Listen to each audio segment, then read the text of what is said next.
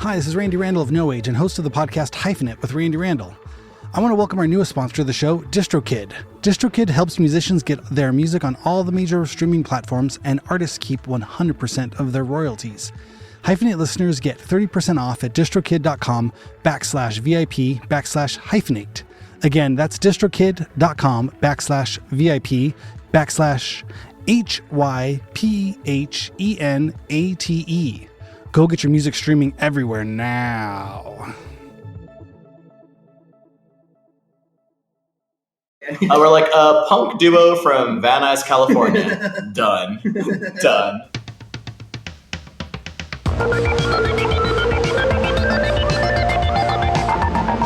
What's happening? Thanks so much for tuning in to Hyphenate. This is our episode for Thursday, October 17th. Wow. This spooky season is just flying by. I've not picked out a costume yet. I have not, I've not made any final decisions. Still got the dad sickness, feeling better, but just letting it all happen. It's gone from a head cold to more of a chest cold, as I think these types of colds like to do. But, I'm stoked. Today's show, I am very honored to welcome my two good friends, Luis and Jordan from Protect Me. I've known both of these gentlemen for a very, very long time. We get into it in the interview, but yeah, we go way back. Jordan was the first roadie that No Age had when we first went out on tour. I think our first full U.S. tour we did we were opening for the band Liars. And Jordan jumped in the van with us and was our roadie and sold merch. And I think roadie's a sort of a affectionate term because, normally you think of roadies as big, burly dudes who could lift amps and, set stuff up. But Jordan was always shorter and a little bit smaller than us and younger than us. And we talk about it in the interview, but I always remember that first tour having to get a fake ID mailed. I think getting a fake ID is illegal, and then mailing it is another extra layer of illegalness. But we got it mailed to the Sub Pop offices, and so we had to. By the time we got to Seattle, go into Sub Pop and like, hey, we're going to pick up some records, and did a piece of mail come addressed to Jordan? And our friend Sue Bush was very kind to turn over this mail and say she knew nothing about it. She was not complicit in any of our federal crimes that we were committing as we traveled across country for the first time with an underage young man. But it was mostly just so he could get into bars, because I think at that point we were trying to play all ages shows. No Age was, but because we were opening for Liars, there were some shows. I think it was like Utah and I forget, maybe a handful, or like even, I think New York was okay. We played at the Warsaw. I feel like that was like 18 plus, so he was fine there. But Boston was always weird about all ages shows. So anyway, we had to have fake ID just so he could get into the shows to help us work. And he would sell merch, and he was good, but also he did not want to eat vegan food, and he was stoned most of the time. He had a much higher weed tolerance, and probably still does, than anyone else I know. And so there was a lot of we were quite a scene. It was Dean and I was usually driving. And Jordan would be straightening his hair and wanting to listen to CSS and other kind of like dance punk. Jordan was always a huge fan, and still is a huge fan of Mika Miko, and that's how we met him. Excuse me, I'm laughing. Excuse me, I'm laughing. It's comical almost in the way, like, or it could be a movie or something. Two, straight white guys in their late 20s and this very 18-year-old effeminate queer presenting Filipino boy with us. We had quite a look, I think, going on as we went into Publix in Tallahassee, Florida, or stopped to get McDonald's somewhere in Mississippi. It looked like who knows what was going on.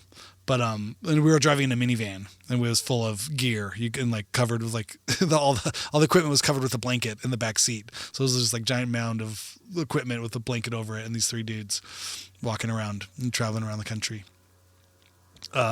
So that's how I really got to know Jordan. I feel like Dean was better friends with him initially because Dean was dating Jennifer from Mika Miko at the time, and Jordan was their fan, and so we all got to know each other. But it was really fun too, as that tour went on, that all the guys in Liars also fell in love with Jordan and were like, "You got to play!" And Jordan's band at that time was called I'm a Fucking Gymnast, and they opened the El Rey show when we got back to LA. Like the end of the tour was the LA show at the El Rey, and Jordan's band played, and it was awesome, and it was a lot of fun kind of getting to know Jordan under those circumstances. So I feel like we became lifelong friends, and Jordan has always just been a great guy, and Luis has kind of always been his partner in crime, and they started their kind of dance, hip hop, electronic project Protect Me shortly after that tour, and it's just been awesome to see them develop as a duo and as an kind of entity and artistic sort of powerhouse in their own right. And they also opened a great show space and retail store called Takeoff that was in the Valley, and I played solo there a few times, and we've played shows with Protect Me over the years, and they've always just been awesome, and just really just kind of those like people that keep a scene alive. You know what I mean? It's not easy, and but they've always done it. It's a thankless job, but I think they add a lot to the culture and to the community. So you'll hear us talk more about it, in the interview. But I wanted to give some context to how I know Jordan and Lewis, and sort of what they're doing. I'm sorry. Coughing it up. One thing you can do though, if you want to know more about Protect Me, find out more about them, follow them, you can go to Instagram.com/protectme_818. And they have shows coming up this Friday, tomorrow, the day after this comes out, 10/18, they'll be playing Unity Fest at Unity Skateboards in Oakland, California. And then the next day, they'll be doing Lower Grand Radio at 1 p.m., a DJ set.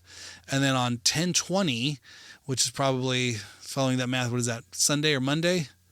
Friday, Saturday, Sunday. Yeah, we call it Sunday Club Dip at the Offbeat Bar. That's back here in LA. They host a drag night at a bar in Highland Park called Club Dip.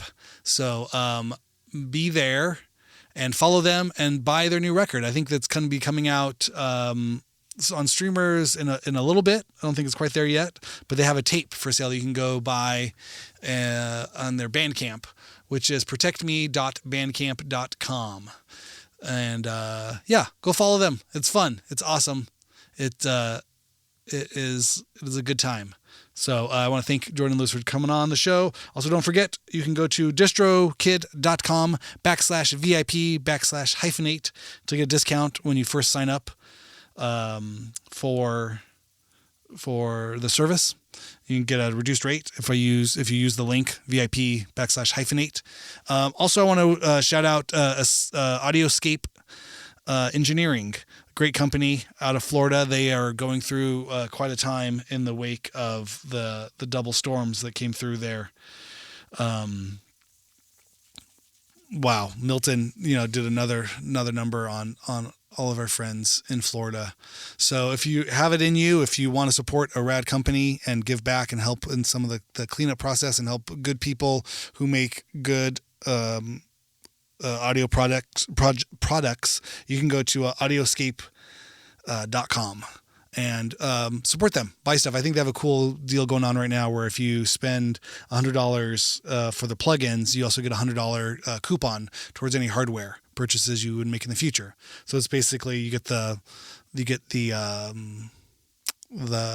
plugins for free, and you get a discount or a down payment on a rad piece of rack gear. So Audioscape Engineering, great company, good people. Go support them. Go help them get back on their feet after being doused twice in a row by the big storms that have come through and hit everyone in Florida. But now on to my interview with Jordan and Luis from Protect Me.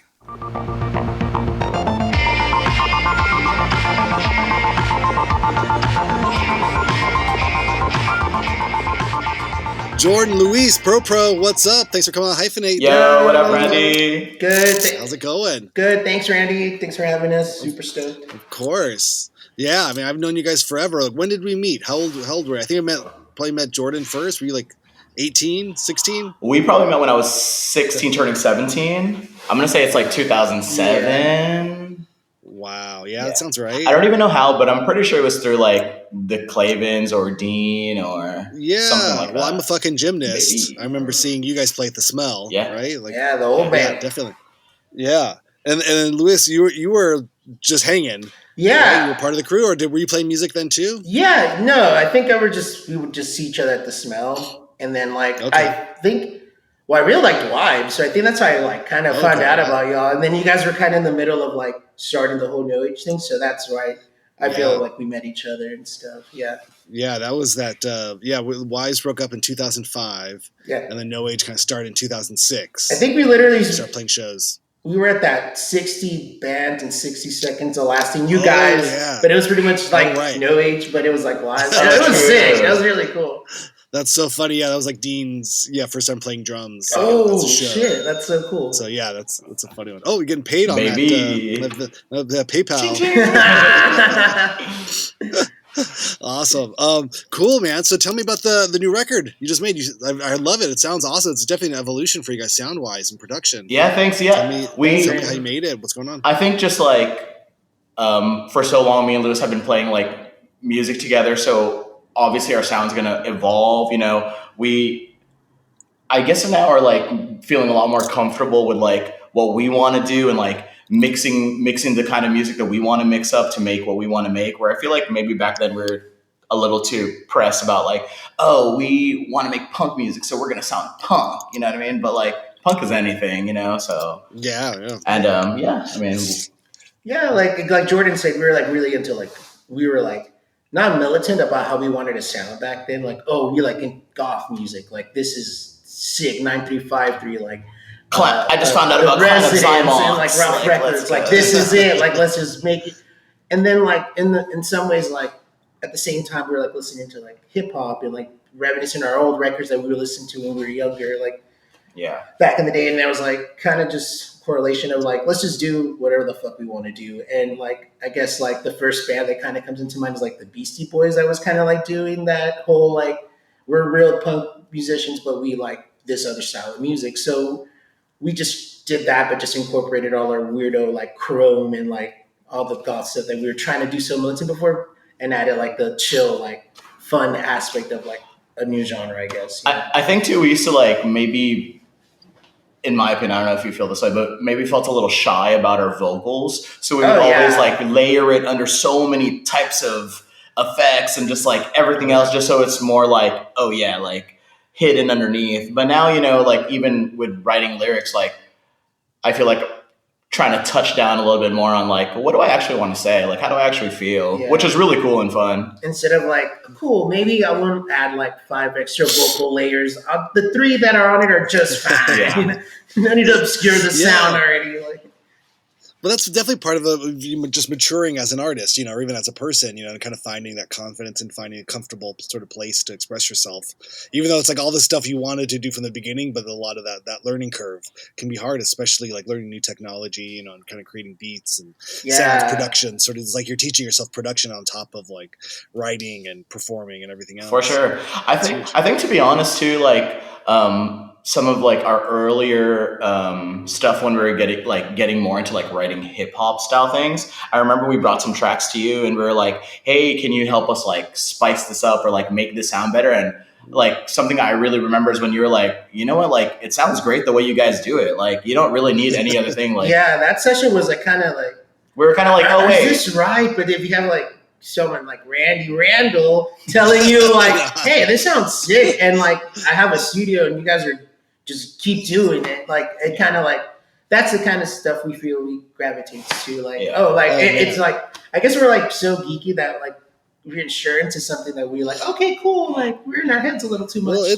it's hard, especially when you're younger and and you're starting out. And it's, I mean, I know, I've gone through those similar sort of things where it's like I need someone to tell me if what I'm doing is right, or like, is this right? Is this right? I'm trying to do this, but I remember even because I've known you guys for so long, and like from early days, it's like the thing that makes you unique is the thing you don't want to lose. You know what I mean? And for whatever that journey is, it's like that's your voice, that's your thing. If like it always seems like somebody else could like figure this out for me, but it's totally part of that DIY sort of spirit of like, I always think, I don't know, that's what I really appreciate, because like you've been done the same thing, but you go to so many shows, you see so many bands, or you're on tour, and it's like, oh, these guys are just trying to sound like XYZ. Yeah, that's trying to sound like this band. This one's trying to sound like that band, and I instantly tune out because I'm like, well, who are they? Like, I don't know who these people are. Like, I just hear like a kind of weird cover band that's fronting like they're like so hard and so tough, and I'm like, I don't know. What is this? This all feels like a lie. It feels fake. Yeah. I always loved what your stuff was, even through all the iterations of it. It was definitely like, this is you. For sure. Thanks for saying that, because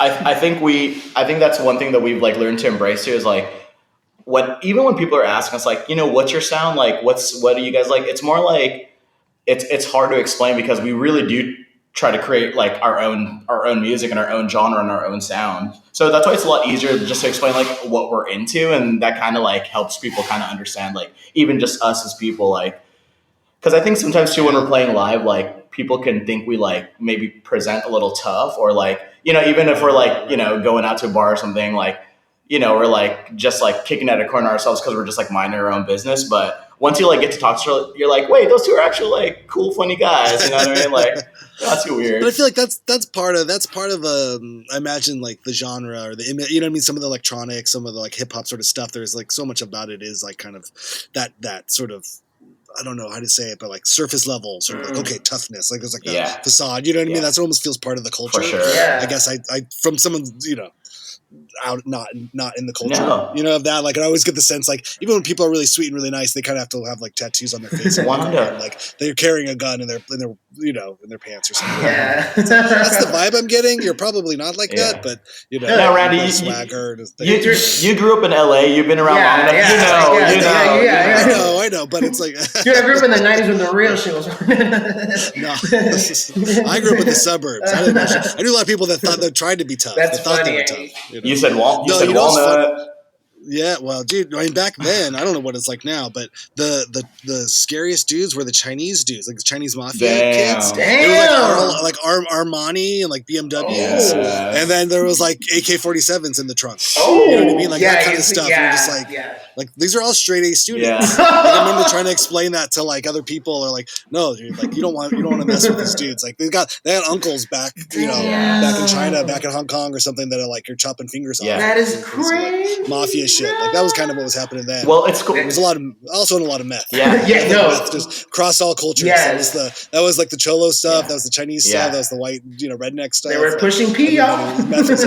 Yeah, like even when we were younger, going to the Smell and like going to like more DIY backyard parties and shows, me and Lewis like come from that culture. A lot of our family is involved in like so many other types of extracurricular activities. And so even then we like had that in us, even with you, like, dude, you love hip hop too, you know what I mean? Like, so, of course. It's in our veins, you know what I mean? Like, as a Cali boy. Oh my god, yeah, it's funny. I've definitely been on tours with Dean. I remember there was one tour where Dean was like, finally got Outcast. I was like, dude, this is the shit. Yeah. This is like 20-year-old shit. This is like 30-year-old shit. This is old. Yeah. Like, but yeah, no, when you get that stuff, I remember. Well, because the thing for me, I remember like growing up in the 90s and being into experimental music and kind of getting like Nirvana to then like Sonic Youth and My Bloody Valentine and stuff that was like, I was like, whoa, like just like progression of like noise, that kind of stuff. It's just like, this is really like noisy, weird stuff. But then it felt like all of the stuff that was kind of popular on like the radio, like the K-Rock stuff, was really boring. It just felt derivative of like, this is just like rip off Nirvana or Hanson or something. But then like all the hip hop stuff was really like Timberland. I remember at the time, like all those songs, like why do I like all of these songs, but they're all different artists. Like Missy Elliott, like this one, that one. And I was like, oh, this is all Timberland. And like all those things, I was like, oh, okay, that's what a producer is. Like I remember learning about that for the first time. And because there's like a baby, like backwards baby stuff on like a hip hop song. song. You're like, what is huh? this? Is this hip hop? Yeah. Is this dance music? Like, I don't even know what this is. For sure. And then even like getting into like Daft Punk and the Fatboy Slim and the Crystal Method. For sure. Oh yeah, like Prodigy. It was just like these yeah. are just. It just felt like crazy experimental music in such a way that was like so much more punk and like disruptive than like whatever some white guy with like greasy hair and a flannel was doing. Like, that had already been done, or whatever. Like it just felt like all of that electronic stuff was definitely like, this is progressive. Like the future. This is like pushing the boundaries of like what could come next. Totally. And then at that point, that's when I moved out, and then kind of I was like introduced to like more DIY like stuff where it was like the Locust and like Power Violence and Noise, and then all the stuff out of like RISD and I was like, oh, okay, this is cool. Now this is kind of that like that weird art stuff that, I was like, okay, this kind of makes me like wheelhouse, so I could understand it as an art project, but noise art or something, I didn't really have that. It's really funny because like I feel like that's what we're at right now. Like shit got so recycled that people, like, I guess at the time you would have noticed like people like Prodigy are like mixing genres in a way where like, or like D-Light, I want to say too, that I love D-Light. Like they're like pushing like a different sound. Tao Tway. Yes. These were so good. Yeah. And like, and I feel like people want that right now. And I feel like we want to put that out. So I guess that's a big inspo of like the era that we're in right now. Like even like, for sure. And I always tie this down too, like exactly what you were saying, like, oh yeah, like I was really into punk and like doing all this. So like literally like the first docs that I would watch would be how like Blondie would be going to like the other side of New York where like they're having like the first hip hop shows, like with Grandmaster Flash. And like, yeah, and that made me believe, oh, like that's all one. They're all like in a big unit to like fuck the fucking suppress the system. Like the system, literally, dude. No, I swear, because like, that's like back to tying down to what we said in the beginning, like, oh, what's pushing your sound? I feel like me and Jordan are like fucking pissed right now. Like, not like we found like our angst again in this time of our life when there's like so much shit going on that we want to like kind of speak out a little more, I guess. Sure. And like, and it's rooted back to like, oh shit, like back to what do we really want to say? Well, when we were in our punk band, I feel like our vocals and our lyrics were more, I want to say political and more like street shit, you know what I'm trying to say? And now like I feel like we're touching base to that, and it just all is a big ball of like, oh yeah, like the punks hang out with the hip hop people. This is like a voice that we're just trying to like project onto like people that don't really know what's going on, like a culture, I guess what you're trying to say. Yeah. No, it makes sense. I mean, it's interesting too. Like I've even found in my own journey of, like writing things or just making music where it's like, I feel like I had to mature to a certain like age or something where I could even just talk about my own life in some kind of artistic way. Cause like legit, like in my 20s, I feel like I'm still going through this stuff. Like I couldn't understand how people could just like write this song about their life. It's like, those people are all still alive. I don't know. I'm not gonna go and saying who did what to who and this and that and everything. Like it just didn't feel right. Or something. Like I'm in the middle of this. Like who am I to say like, growing up, I did X, I did this, I did that. Or I was like, whatever. Like I just felt like it was all still happening. And so, but as I grew older, I understood some of that distance, like, okay, now I can write about that person who I was, or that person, what it was like growing up, and kind of explain it from a third party, like see it with some subjectivity rather than just like being in the middle of a crazy storm all the time. That's how I don't know, for me. Yo, definitely. It's like we see the kind of art you put out, and that so makes sense the way you're like, I don't want it to sound cheesy, man. I really wanted to come from I see it, and it's like, it's cool. It's cool. No, and I think, and you guys have like a point of view, and which is fun, and I think not only just through the production, but through the lyrics and just kind of how you present live.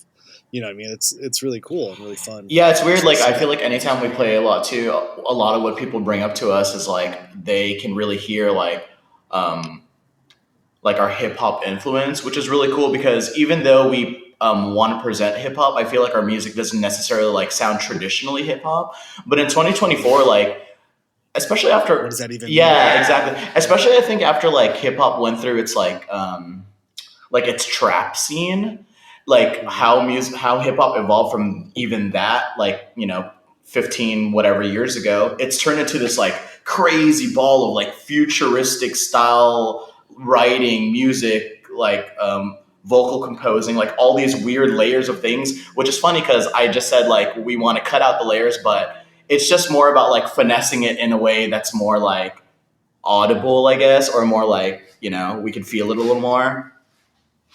Yeah, well, it's interesting. Yeah, I mean, because layers, just as a concept, as a production concept, I mean, it can be used to bury something, or it can be used to sort of like heighten something. You know what I mean? If you're like layering up a big wall of sound, of like, oh, okay, this just gets better and better the more For sure. intricate things. But yeah, at the end of it, it's like storytelling or communication. It's this kind of feeling of like whatever you hear in your head, like how do you get it to come out of the speakers? Yes, literally. That's ultimately your job as an artist or as a producer or something. It's like, okay, I have this vision or I have this like thing I want to hear, or even just say, or sometimes it's an open-ended experiment. Like, what would this and this sound like if they're mashed together? Yeah. And then you kind of have to like, make it work. Speakers. You're like, sometimes you're like,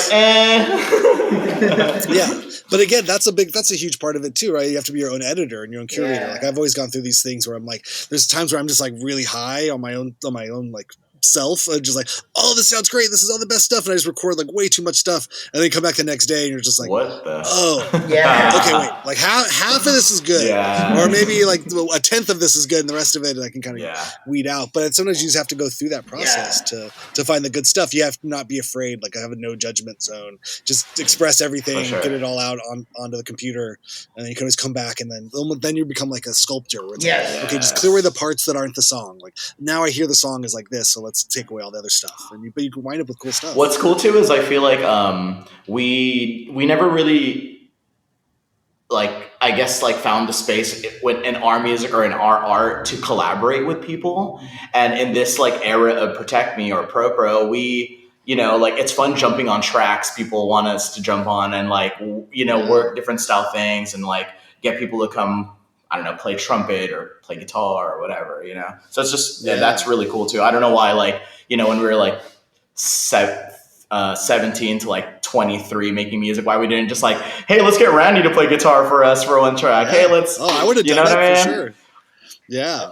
It's cool, but again, it all comes with like just time. You got to be comfortable knowing what you're doing before you start bringing people in. Yeah, like literally, like this, we like kind of stopped. Like after we stopped, like I used to play like drums, or we used to play bass. Like we kind of took some time off. Like we didn't put anything out. We just like totally just made a bunch of weird demos, kind of like, and then just like going back to what you say, to see what, figure out what works, like a sculpture, like cut out the fat. We were cooking. Yeah. So like, sometimes like, I'm just going back to what you're saying, like sometimes you do need to like kind of step away from it and then come back to it, and then like see what makes sense. Literally, Totally. Well, and you ran a store as well for a time there. You had a retail side. Tell me about Takeoff. Where that come from and how that all go? Well, I remember I was actually on tour with you guys. Yeah. I think it was like 2012 era No Age. I don't know where we were. I'm pretty sure Kunda was playing with the band at the time, and I just remember getting off the phone with Lewis one day. I don't remember where we were, like maybe in Texas or something. And we were like, hey, should we start a space? Should we open a store up? Should we, Lewis then like had such a huge collection of records, like skate memorabilia, like all these things. He was like, dude, I have so much shit I could put there. And I was like, wait, me too. I could, I have so much clothes I could throw in there. And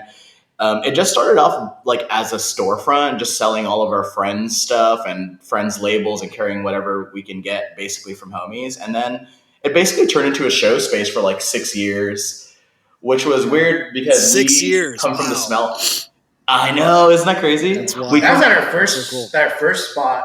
We opened, shut. That was 6 years there. There's like a warehouse. There's like skate ramps. I had a bunch of other stuff. Yeah. It was more venue driven, but we realized that a bunch of the expensive books we used to have from like our friends were kind of getting damaged. So we're kind of like shut down, and then went to a store from on Van Nuys Boulevard. Or we did that 2000. I don't know.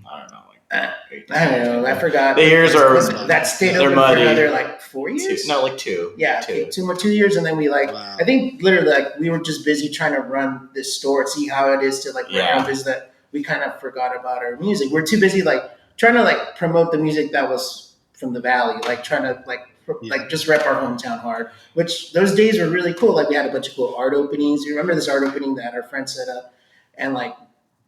Jerry Sue had fucking artwork. Spanky had artwork. When I was like growing up as a skater, I was like, "Oh, this is fucking sick." These dudes are at like my shop, like just chilling and stuff. I was like, oh crap, like yeah, and That's so cool. But I mean, that's part of that thing too of just like being part of a community. Yeah. I mean, that's so much of like where music comes from Yeah. and how it gets made. It's like, you give back, and by having a show space or just providing resources that are needed to sort of keep I don't know if it's a scene, but a feeling, Yeah. or just a group of people, a culture. I mean, you're part of that culture of sure.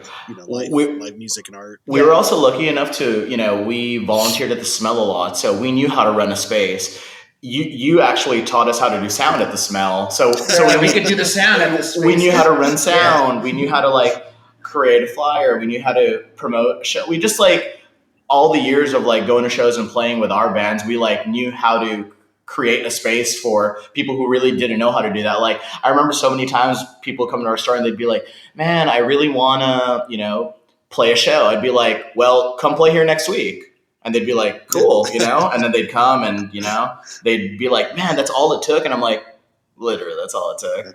That's all you got to do. Just do it, Like, that's how, like, going to, like, the Smell and, like, literally Ooga Booga made us feel so we're like, wow, we want that in the Valley. Like, we want to, like, and also, like, literally, like, I remember the conversation, too, we had was like, yeah, dude, remember, like, me and Jordan used to ditch a lot. So we would go to school and we'd be like, all right, let's go. We'd go, like, to Amoeba or, like, just walk Hollywood or go to Melrose and just go to, like, Headline. They're like, dude, we wish we had a record store here that we can just go to. Just walk down there and like, if kids ditch there, I wouldn't say anything. Let them ditch. And it was funny because kids would go and be like, yeah, I'm like Van Nuys High. I'm like just down the street. I'm just here, like got off school early. Did you, man? Yes.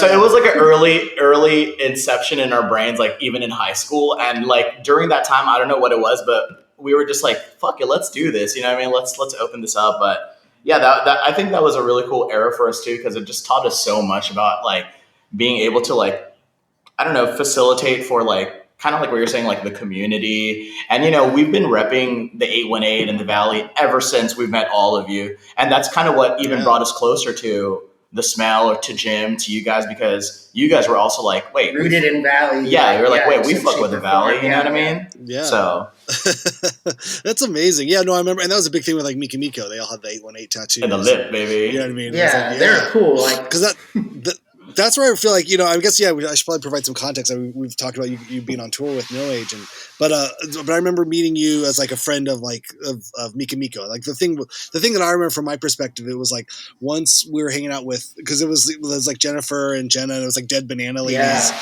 I remember like one of our first practices as wives was at downtown rehearsal. Like we just gotten the space there, and Dean was like, "Oh, some friends are going to come by." I'm like, what are you talking? What do you mean? We're just trying to have band practice. I don't even know what we're doing. I don't even know if we're a band. But it was like Jennifer and Jesse and Jenna all came and just like sat in the corner and like Mad Dog. Oh. I was like, that is so Valley. These are the homies. Why are these? Yeah. Why do they even come? They look miserable. They look so mean. Like when Dean just invited 3 mean girls to stare at us while we try to write a song. Like this is not going to go well. Like this is weird. I will. But then. Yeah. Just to sneak in, I will say that is not the last time me and Jennifer people have said that we look like we're mad dogging them in a corner. That's it's that Valley shit. We're just it's just that's what we call resting. The resting bitch face. Yeah. This is before that was even a term though. No, I think I talked to her afterwards too. I remember like years later, and she's like, "Oh no, we were trying to like fuck with you guys. We thought we were trying to like mess with your heads." Like I think Jenna had the idea like let's just all like pretend that's so fun. We were weird. Yeah. I was like, but it was also like we didn't know what we were doing. We were all weird, insecure, like dudes trying to come together. It was like trying to make a band. Anyway, so I remember like hanging out with them, but there was always like people. They were. I think Mika Mika was a really good magnet for drawing people in and for drawing. They always had friends and a bigger swirl of community around them. And I feel like in a lot of ways, like Wives and Us or me, it was like I feel like I was just in the Mika Miko scene. Like, you know what I mean? It wasn't like, like I knew what I was doing. I had no idea. I feel like when Mika Miko dropped, everybody was just in the Mika Miko scene. I feel like they were like a breath of fresh air in like, and like the music scene, especially like the stuff that was going on. Like, I think they were like you said, they were pushing a certain sound, and I feel like we gravitate towards that, So I feel like and it always felt like that thing like you wanted to help them. Yeah. It was like that kind of thing of like you don't want to root from. They're kind of the underdogs, but they're also so cool and they knew what they looked like. They knew what they were doing. So it was like, what can I do? And like for at least for me, I was like, what can I do to help? Do you need help recording? Yeah, Do you want to book shows? You know, and that's kind of same. Oh, do you guys need help with merch? We'll do merch, and then like it's really fun. Yeah, we were basically like the next gen, or like one of the first gens of like the Miko Miko fanboys. You know what I mean? Like, I would say, that's probably how we all. Yeah, this sounds totally. Yeah. But they had fangirls. That's what I mean. That's what I mean. They had I would tease Jennifer that there was always like a fifth member. A little mini. Or there was always like one girl or one dude or somebody that just hung out for like 3 months and then I never saw them again. Yeah. You know, there was a lot of these people and I was like, I remember asking Jennifer about that even now, like as adults and stuff, and she's like, "Oh yeah, what happened to that girl?" I'm like, That's your best friend. You did this. What do you mean? Like, why are you can't be confused. Like it was all you. Like you were like flirting with everyone. And she was like a weird like bisexual kind of just like flirty person or something. Like everybody wanted to either be her friend or have sex with her or something. Or both or something. Yeah. It was a weird, but she acted like, "Oh, I don't even know. I didn't even know that. I didn't even know you were here." That's so like, funny. And that Randy Like, is the Valley girl. That's the Valley girl. That's the Valley girl brain. That's it. Yeah. But I remember meeting you like through them, and then it was a thing like we started No Age and we were going to go on a tour, and Dean was like, "Oh yeah, Jordan, you know, should be our merch person." We're like, "Cool, that's great." And then it was like, are we playing like 21 over places? Like Jordan can't even, because it was that tour with Liars where we were opening up for Liars. And, you know, at that point, Dean and I had done a few tours at just a 2-piece, you know, it was just the two of us and it was fun, but also we were already sick of each other by that point, you know. You're like, throw someone else in. Sitting in a van, like we need someone else to help, like, you know, like just keep this thing interesting. Roy can't be the third all the time. I guess that was it. Yeah, Roy filled in for drums on the last part of the live thing. But it was funny. I think we created that dynamic of that the younger third person who we could like torture, but also like look up to because we also didn't know. Dean and I never knew really what we were doing, so we always needed somebody younger to kind of be like, "Is this cool? Is this cool? How's this work?" Yeah. So I remember, I think you jumped in the van for that No Age tour, right? Do we have anyone else in the van with us? No, it was us three. That's crazy. Okay. Yeah. It was like for that one. I don't think you guys like were starting to bring like a sound dude, or like you're basically just touring like as minimal as you can because you're in like a minivan like with your like stacked amps with all of Dean's drums with like all the merch because everybody wants a No Age Rainbow t-shirt. You know what I mean? So that's so funny. Yeah, because we did that. I think first we did the tour like opening up for Miko Miko in Europe. That was like that summer of 2007. I think we came back from that, and then summer 2000. Oh no, March 2007. We also was my first tour with you guys, and we did South by Southwest. Do you remember that? Okay. It was that makes sense. It was No Age, Silver Daggers, Miko Miko. It was like a little LA caravan. Right. Okay, yeah, I totally. But then it didn't matter because I don't know what South by Southwest is like now. But then it's like, if you're doing like 13 shows a day, you're running in and out of bars all the time. They never ever carded me. But yeah. Oh yeah. So but that's the story. Yeah. So then we did. So maybe it wasn't that tour. So that tour we did for the Liars was just really fun, and you were part of the crew. No. And it was no fun. Liars tour was when I needed the ID for sure. Well, that was the ID. Yeah. Oh, okay. No, because I had a feeling we sent it to Sub Pop. Yes.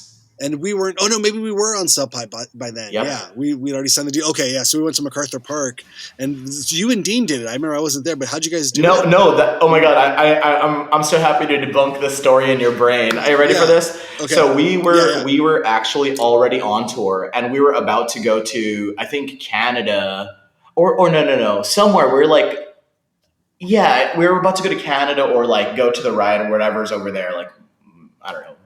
Yeah, Chicago or something. And I needed an ID for the next 3 shows. My parents actually went to MacArthur Park, found an ID person. We got the one that you could like actually put my photo on. So and they had it shipped to Sub Pop.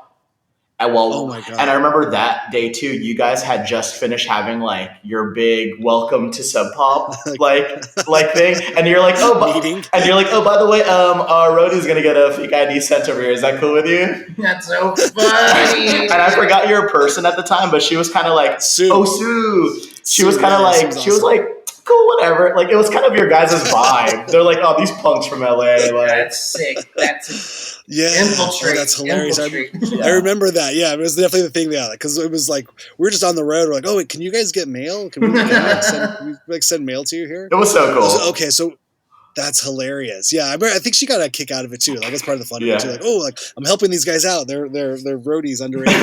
And I remember, yeah. That was so fun. So yeah, okay. So, but that was that tour. That was that 2007 Liars tour. I think so. Okay. Because that was one of the first ones that I did with you guys, besides South by. And then you guys did your own solo with like Abe Vigoda and then some other bands. Yeah. Like, you know. Yeah.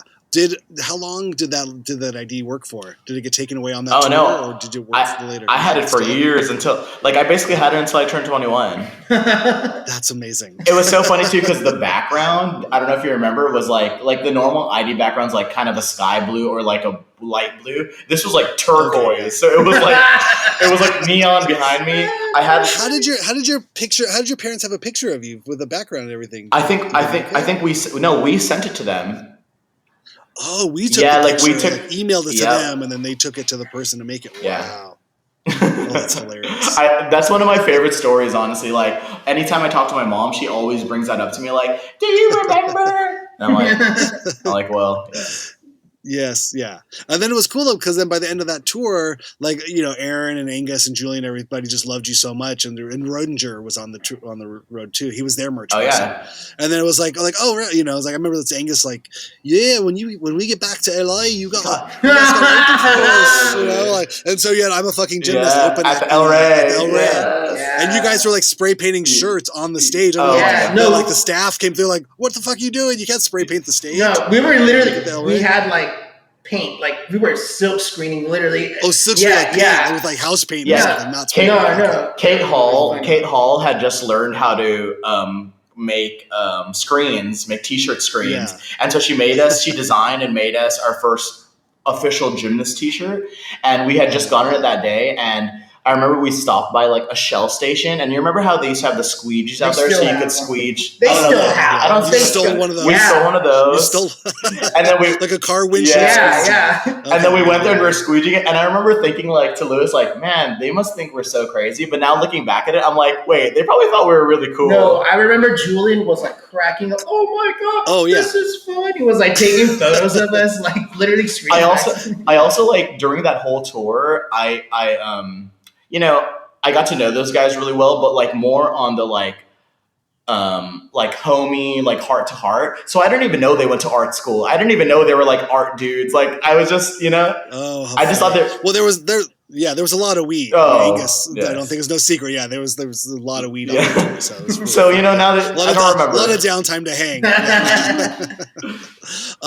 But it's so cool though. I mean, but also it was fun for us because one, we needed, you know, more friends and more help because Dee and I really like, you know, we were just trying to figure our thing out. I think I was really our first like proper US tour as this 2-piece band, and I think especially at that time too, it was a lot of like, we think, you know, looking back on it, like we were kind of just faking it till we made it too. Like we're like, is anyone going to buy that we're a band? Is this even real? Two guys playing music? Never heard of it. You know, yeah, but just you know, in a lot of those kind of ways, it was really that kind of trial by fire, or like just try to test it out. Like, does this even make sense? Like, can we even pull this off? And I think again, that's like that thing, like presenting kind of tough, or like presenting very confident, like, oh yeah, we got this. We're gonna just walk in here with all these amps and drums, and but again, like also like covering up, or like, you know.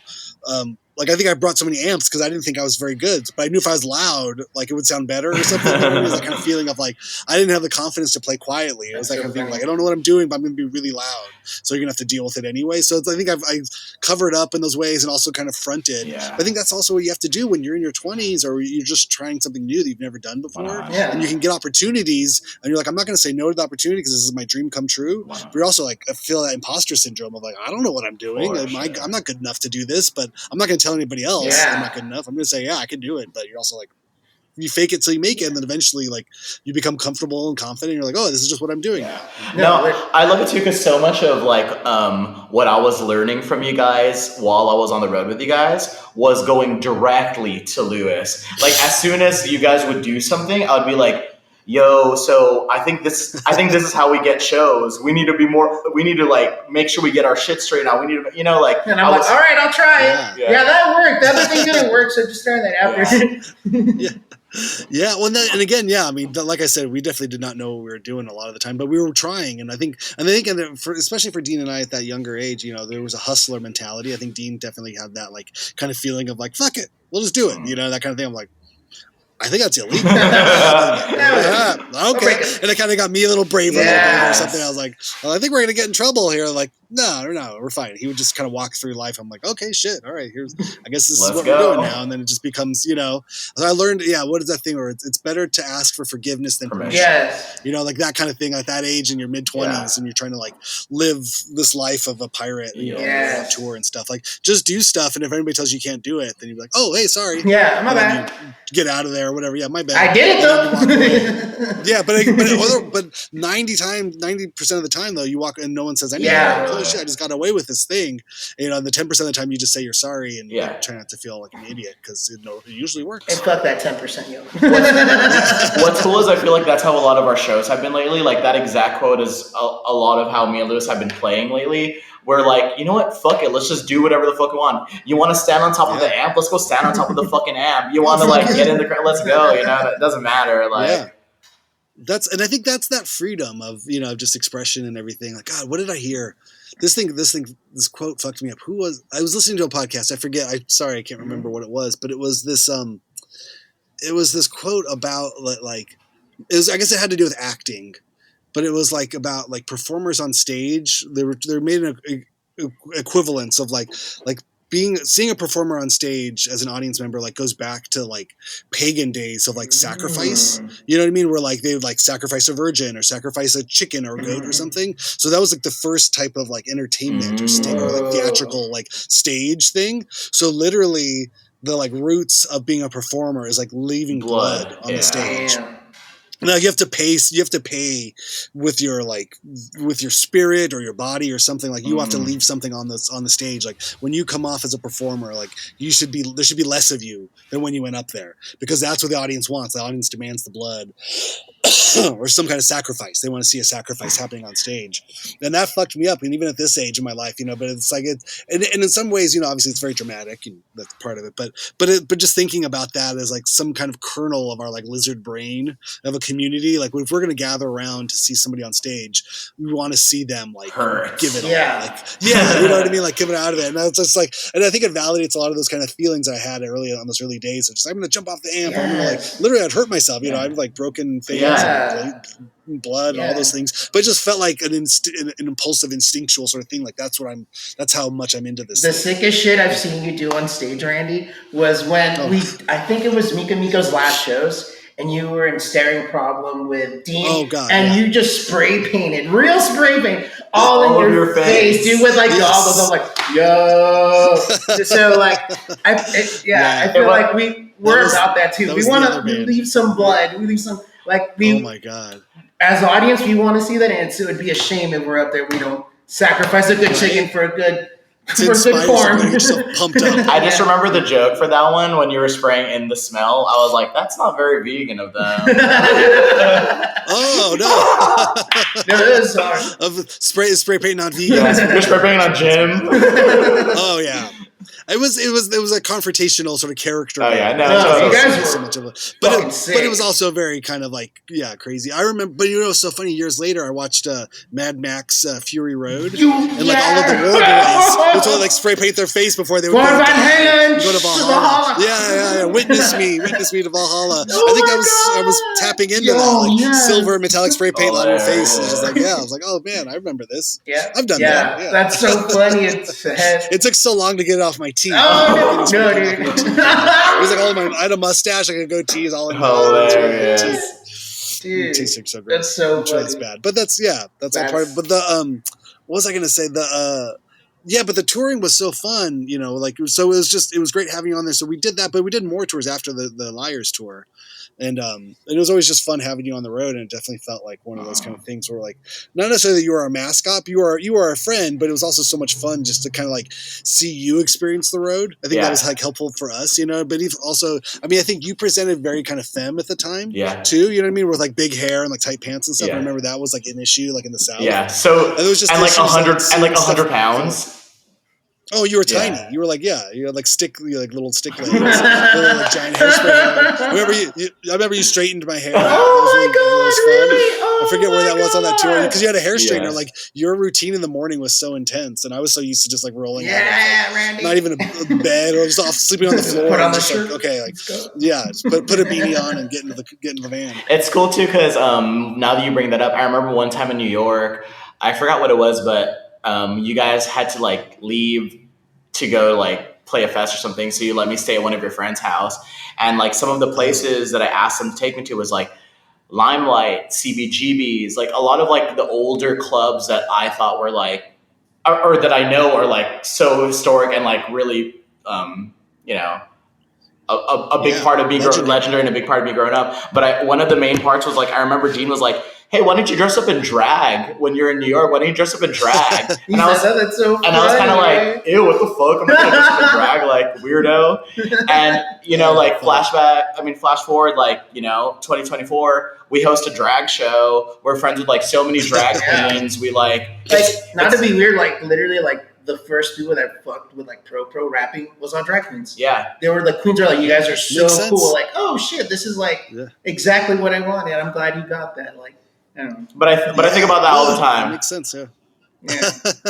But it's fun though. I think that's part of it too, because even for us, you know, I mean, I think just experiencing like just life on the road, and it was that kind of thing of like you're a different person in every town. Yeah, you know what I mean? Like, it's just it's a different experience, like because you're putting a show on and it's all that stuff. So I think the theatricality of it, or also just like taking chances and just being whoever you want to be. You know, I think that was a big part of like that experience of just being an artist or just being in a band or whatever it is. It's like all of those moments. It just feels like there's a permissiveness to that about that life. You know, because it's DIY. It's not like there's really nothing to lose. Like you're gonna play a warehouse in front of like 50 people. Like who cares if I look weird or if I play a weird song or if I like dress up or whatever. But it definitely felt like there was an ability to sort of experiment and with everything, sort of just be who you want to be. Yeah, especially like back in the day when we would be at the Smell every week, you'd see like something different, like someone performing a cello piece with like glass somewhere, like glass noises, or someone making synth noises, or someone straight up just noise. Like I feel like we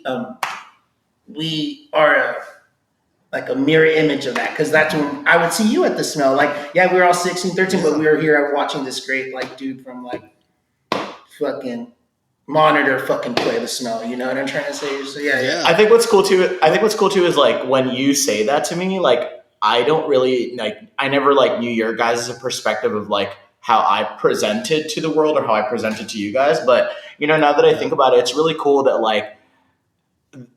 no hate, but like two normal looking white dudes was like kind of hanging out and like championing like a little queer weirdo looking little boy, you know what I mean? Like no, really, like no one, I mean, not that no one like fucked with people like that, but I think that like also rang true with like who you guys present as people. Like you guys are so you guys open and love everybody, so it's not like there's no like it's kind of like what we were saying earlier, there's no genres, everything is one. Like I mean, I don't even think it was like really a conscious thought, because at that point, like you were part of the crew, you were friends with everybody, you know what I mean? You were just part of it.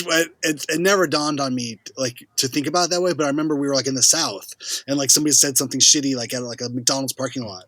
Because and it was like, and Dina, and there's that instant thing of just like, what the fuck? Who's the fuck this? And then, like my like big brother, my dad, like hair stood up, like fuck this guy, like we're gonna go fucking kick his ass. But you're also so tough too. That's what was like. That was like the rad part too. You're just like, like, no, I just told him to go fuck himself. Like, go suck his dick. And we got back in the car. And it was like, okay, like I didn't feel like I wanted to protect you, but you're also like, no, I got this. I'm gonna cut this bitch. Okay, cool. I loved it too, because I remember like when I would have days like that when like people would be shitty to me. You guys are obviously like notorious vegans. You guys would be so nice, and you'd be like, you know what, Jordan, you want to go to the Jack in the Box drive-thru tonight? We'll take you. Oh no. Oh yeah, that was always part of it too. I remember, but again, like we understood. Like, it was that thing. Like Dean and I both ate a vegan diet, but it was also like, fuck it, that's not for everybody. When you'd be like, vegan food makes my stomach. It'll make me break out and shit. Remember? Oh yeah, it'll get me sick. Too much broth. You're like, I think it's too much broth. You're like, okay. Breaking out of that. So, but yeah, no, but it's just as easy. Like, yeah, let's go to McDonald's, let's go to Yeah. Starbucks or whatever. Like, it's fine. Everyone just had to eat. We had to get I loved it. but that's it. Like, it was beyond like, I didn't see it as like, oh, queer or straight or this or that. It's like, we're all just friends. And that was a big part of, I think, just that scene or just always life. It's like, people are people. Like, all those labels are things you like, you know, those weren't for people, or it didn't make sense when you know who people are. It's like, well, labels are, there doesn't even matter what that is, and it's like not even thinking about it until like later. But I think also at the same time, Dean and I were always kind of in that way of like, however we presented, I think it was always the like the funniest. You know, your internal life is a mess. You know what I mean? And like we walk around like these, you know, just like two skinny white guys that are vegan and ride bicycles. Like, okay, but a lot of that's just passing in some ways too. You know, that's like giving into like the culture of the community. Like, okay, this is what I want to do. This is how this makes sense. But at the same time, there was like, not that I had any grand designs for anything, but it always just felt like a funny. It's hard. All of those things are hard to navigate at any age. You know what I mean? Especially that age where like, does any of this make sense? 100. And it's like you got to be who you are and what feels right. And, I think that's where. But punk was always sort of that sort of like catch-all sort of thing. Like you just say, oh, well, we're punk. It's like a guidebook. Like, this is your flock. This is how you guys navigate. You'll venture out together or separate, but you all will be united in a sense, I guess. You know, right? Yeah. But even like the fashion of punk can be like bondage, like, you know, queer and like and BDSM kind of style stuff to then like, you know, chubby dudes in flannels. You know, you're just like, okay, so it's like a whole thing, all of this, the whole sort of way. Yeah. But like I said, that's also queer culture. Chubby dudes in flannels.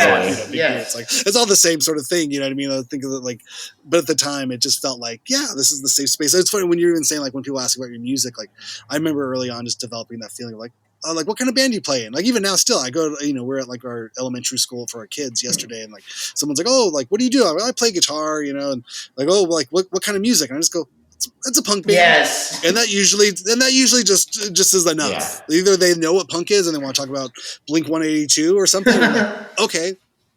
I know how to have that conversation. Yeah. Like it's not my version of what I would like to talk about, but I get it. You know, there's an easy conversation to have. I've had it common branch. Punk in 2024 is just like, okay, that's fine. That's easy. Dads at soccer games can be in punk. Exactly. Which they are basically. I mean, right? That's the age of punk is now like grandfathers and. But I don't wonder. With like, you know, in the world, you say, you know, we're a hip hop band or we're a punk band. You just tell people you're a fucking punk band. No, that's what we say. Yeah, we've been saying that. Yeah, we've been playing a lot more shows and people are saying, "Oh, send us a bio of like what you guys were like, punk band, like punk band." We're like a punk duo from Van Nuys, California. Done. Perfect. Done. Or you can say electronic punk or dance punk or this punk or that punk or like rap. Rap punk, something, sure, whatever. Well, that's the thing too. Is like, you know, I mean, definitely there's like, you know, a bit of a generational gap, but it's just so funny when I see like new metal or like Limp Bizkit or all this kind of stuff is like heralded as like vintage or cool or like nostalgic things. I'm just like, oh no, those guys were so bad. Like they were bad then, but it's funny to see them now like embraced in this way, like elder statesmen of a scene or Slipknot or all this stuff. Deftones. It's like I was like really, that's where we've reached that point of I guess anything's a nostalgia. I don't know. I don't know if that ever caught on though. I don't know if could you guys call yourself rap rock or new metal? Is that still it feels bad. I like Korn when they came out. Yeah. I don't know anything much about like that's why I was barely discovering music. I pretty much had like my friend. I went up to my like the punk kids like, oh, you guys are cool. Like I want to like hang out with y'all. Like, and my friend Brian was like, oh yeah, here's a mixtape. And I got at the time I already kind of did my own venturing out and like, oh cool, so he gave me a mixtape of like Korn. He threw in like Distillers or like Minor Threat, but he was like, oh here like a diet. This is like a spoon-fed version of punk. But I'm like, oh, I could tell this shit's weird. Fool, I listen to Korn. I want to hear give me the good shit. And then that's why I found out like Discord and whatnot. But in the beginning, I was listening to like Korn, like everyone else my age, and like Limp Bizkit. Yeah. It's just part of. I saw like Woodstock. My sister was really into like Rage Against the Machine, so I saw that Woodstock. I was like, oh fuck, these dudes are not that fucking cool. I wouldn't consider us like new metal rap or whatever, only because like a lot of our stuff like revolves a lot more around like the electronic aspect of it. Like it's a little bit more experimentally dance. It's like I feel like when it comes to the dance aspect of us, we really pull from like house music, like Detroit house music. It's like that. That's the shit. That's like music, like the keyboard, the drums is like really like, oh, I want to make this. It sounds like future music. To But me, it's interesting. All of that stuff crossed over too in such a big way. I feel like house music, like through it's EDM everywhere, and all this kind of stuff. Yeah. It's just pop music, right? Like the biggest like songs on the radio, or house songs. Exactly. Or every like pop singer has done like a house style sort of thing. But it's not even like a remix. It's just that's like the song. Music. Once we got a groove box, we were like, oh. We got all this stuff going on now. Put the. I was like, retire the bass. It's all here. Ba-doom, doom, doom, doom, doom, doom. Oh yeah. The 909. That stuff. Like it makes it easier. Like Jordan would kind of like have two fucking amps. He'd have a twin reverb, a PV playing his bass. I would bring like a 6 set. Right. It'd be kind of like you guys, which has a little Randy Randall flavor in there. I learned how to split my bass from the AB literally. I always use the DD6 to split it. People would go to like, there you go, perfect. That's great. People would go to Jordan like, how do you do that? And you're like. I'm like, go on tour with no age. Yeah. I saw Jack White made a pedal that was just a splitter, but he like branded it as like a Jack White. Get the fuck out! Dualizers or something. You're just like, can't slow you down. He can't. Jack White was the first to do it. He invented it. Yeah. He couldn't even send you one, Randy. Wow. Oh no! Well, no. The random thing, and I don't, whatever. But my friend Christina from high school moved to Nashville and got a job with Jack White, and she like runs his pedal division. I ran into her at NAMM, and so we she was very nice and sent me some Jack Perfect. White. I already knew it. But not the split. I didn't get the split, but I did get some. So funny. I got the telegraph machine and the buzz box. How does that they're sound good? Very generous. I think Jack White's very generous as a person. It seems like I've never met the man, but it seems like he's got a spirit. That's cool. All right, I guess shout out. On the list.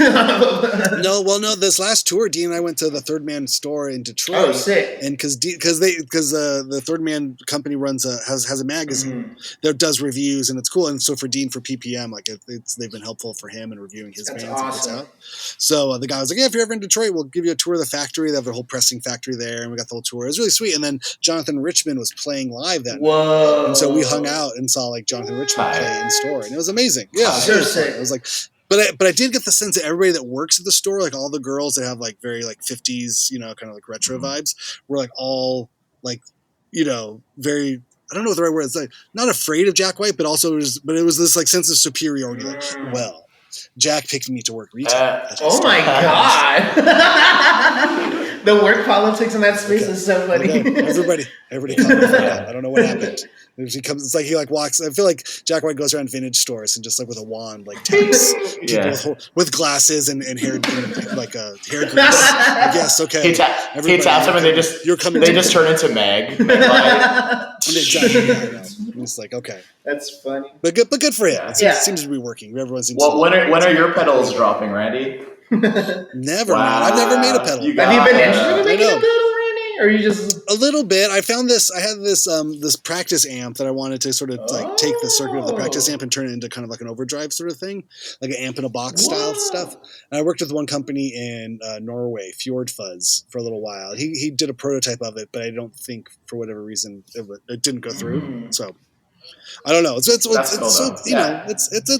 whole world of things. Like I wouldn't be against it. If somebody wanted to make something, I would definitely want to try. Like I have lots of ideas, but it's the kind of thing too where like I just know what I like, and so it'd be the kind of thing I probably wouldn't. I don't know if I'd feel comfortable putting my name on something as much as I'd like to like try this. Have you looked at this? Well, it'd be more advisory or something. Because again, at the end of the day, it's like a pro like skateboard or something. Yeah, I see what you mean. Promoted, you got to do the thing. Like if it was cool, I'd like it. But all of that stuff just becomes politics too. It's a different beast. If you get your own signature thing, you can't be seen like using someone else's thing. It's like endorsing a product, and your shit don't work. It's a whole commercial endeavor, right? Or exactly, somebody doesn't know how to use it or something, or it falls on their head. You just open yourself up for that kind of stuff. So I'm kind of still sniping from the shadows. That's so funny. That's smart. Yeah, get over here. But I appreciate everybody. I mean, we're definitely living in an age of like boutique pedals. Yeah. There's so many good companies, but there's also so many just copies of things too. So it's hard to. I can't imagine being a kid first picking up a guitar now. Overstimulated, you could probably get really good sounds, out of all these cool little pedals or something. It's a different world. Like I can't even pretend to know what it was like in the 90s. Not that it was that long, not that it was that different, but it just felt go to Guitar Center. Yeah. Like, okay, I want to buy No, it's a brunch pedal. No, it's totally different because everybody just buys their pedals through Amazon or or just try it out, see what it is. Which is basically the same as what we're doing at Guitar Center, but it's different when you're looking at it and you're like, whoa, this is heavy. This is you have to make a commitment to it. But it's the same also with music. I mean, you'd buy a record or a CD or something, or tape, and then you'd have it in your car for a year or 6 months. And you're even if you hated it or didn't like all the songs at first, you just had it. It was always the thing in your car. So by the end of a few months, you'd be like, I love all of the songs on this. It took me 10 listens to really get into that side B, but it was on all the time. So I think I gave stuff a lot more time as a listener in that kind of era, and then now it's with streaming, I'll listen through 30 seconds of a song, stream it, and be like, I like it. Oh, that's a great song. Yeah. I don't know about that one. You know what I mean? I don't feel a commitment, because I didn't purchase it. I don't own it. It doesn't live in my car all the time. So it's I can just the too many choice paralysis. I'm I don't know. I heard.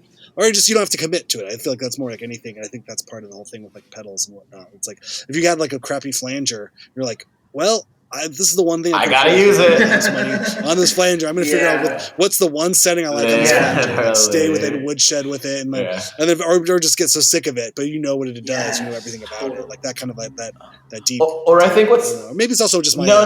Really, that's how you learn how to use your pedals. That's how I learned how to use my pedals. I literally this is cool, but then you have to tweak it out to make. I think what's so strange right now too is people still don't get just because it's called a guitar pedal doesn't mean it's only for a guitar. You know what I mean? I remember or even now plugging our vocals through whatever type of pedal, whatever effect. People are oh, whoa. Is that a vocal pedal? And I'm no, it's for a guitar. It's just a grunge pedal. Just whatever. It's whatever we had, Sound is sound. Yeah. Is that a keyboard pedal? Is that a drum pedal? No, there's no drum machine. Literally. It doesn't exist. It's a sound filter. It's a it's a plugin. Yeah, basically. Literally. Don't call it a plugin. Awesome. Well, where can people follow you? Where do you want people to lurk and obsess over everything you guys do? Okay, so Instagram is pretty much where you can find most of our shows and what we do, which is protect me _818. We also have our Takeoff Instagram, which is Takeoff 818. Mm-hmm. And Bandcamp. And what's the difference between those two? What do you guys do? Do you still sell stuff through Takeoff? Is so Takeoff. No, we pretty much just we throw shows through that moniker. But it's mostly to promote our club dip. We really pushing that. Cool. Also, that's kind of the promotion that you're promoting. Takeoff shows, and then Protect Me. Yeah. Got it. And then we have our monthly drag show, which is every last Sunday. It's in Highland Park at the Offbeat. You could catch their spinning monthly, basically. Yeah. And we just have a bunch of shows lined up, which we're excited for. Which you can just find it on our Instagram. And.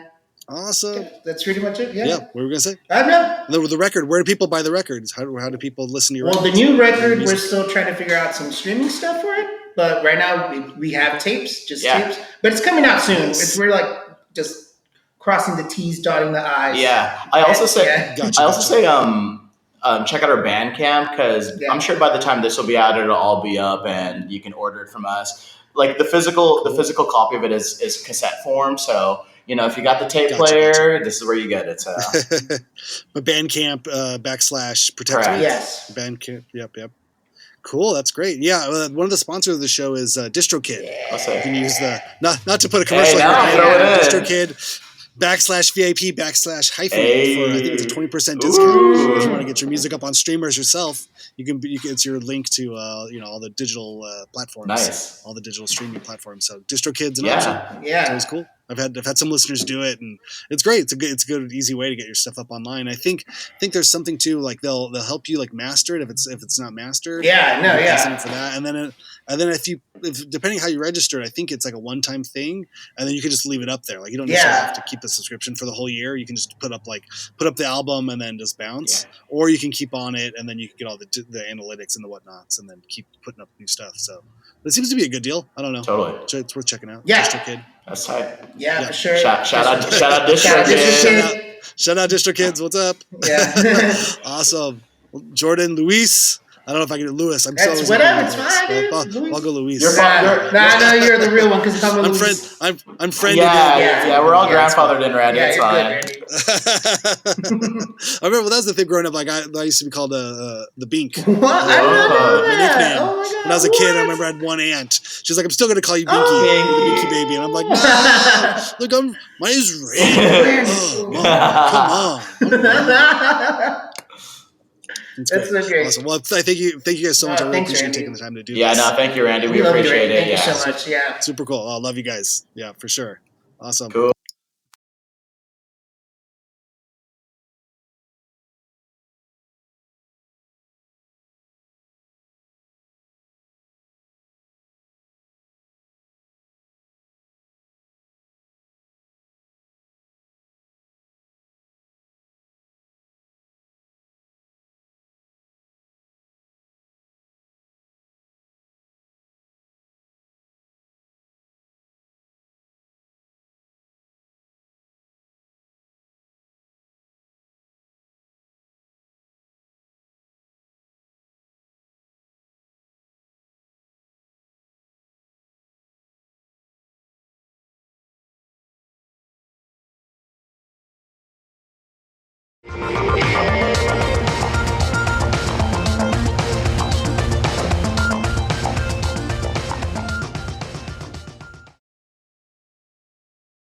Yes, there they are, Jordan and Luis. Even though he said I guess I'll call him Lewis. I don't know. I don't want to be insensitive. I'm doing my best. Luis. Yeah, how awesome are they, right? Aren't they great? Like I said, they have shows coming up. They have a record coming out. You can go to Instagram.com/protectme_818 or just look up Protect Me 818 on the Instagram, and you'll be able to follow them, get new information about it as the record drops. And then you can also go to their Bandcamp page, protectme.bandcamp.com, to download the digital version of the new record, as well as get it on tape when it drops. So also don't forget, they are also going to be playing tomorrow in Oakland. If you're up there in the Bay Area, go to Unity Fest at Unity Skateboards. And then also go on 1019 Lower Grand Radio at 1 p.m. It looks like a daytime DJ spot. And then back here in LA this Sunday, 1020 Club Dip, not Dip Club. That's the club I go to with my friends, where we just work on new chips and dips and salsas. But Club Dip, very different thing. It's an awesome drag night that takes place here in Highland Park, and Jordan Lewis DJ and host that evening. It is too much fun. You will want to go. And thank you, Jordan Lewis, for being here, and thank you everybody for listening. Again, go to distrokid.com/VIP/hyphenate to get your music up online, get up on all the streamers. Be like Jordan Lewis, get your music on the streamers. Why not? You're just making the music. You can put on tape, you can put on Bandcamp. Those are great things too. Or you could get on the streamers as well using the code or using the link distrokid.com/VIP/hyphenate. I also want to give a shout out to Audioscape Engineering. Go there, go to Audioscape Engineering's website, which is audio-scape.com. There we go. Now I got it correct. audio-scape.com, and support them. Get some plugins and get some coupons. You know, you spend $100 on plugins, you get a $100 coupon off any of their amazing 19-inch rack gear that they make. Excuse me. Right now, the sound of my voice coughing into this microphone is going through the Audioscape Engineering leveling amplifier. What is this called? The Optocomp, which is in essence, a version of the LA2A. amazing optical compressor. So if you like the way my voice sounds, you can thank Audioscape Engineering for that. So thank you to everybody. Be safe out there this weekend. Have fun at the Hollywood. Why do you call it Hollywood? At the Halloween. Unless you're in Hollywood, then you're going to a Hollywood Halloween event. But all the fun stuff you do, dress up. Make sure to check your candy for drugs and share if you find any. Okay. Have a good one. Bye.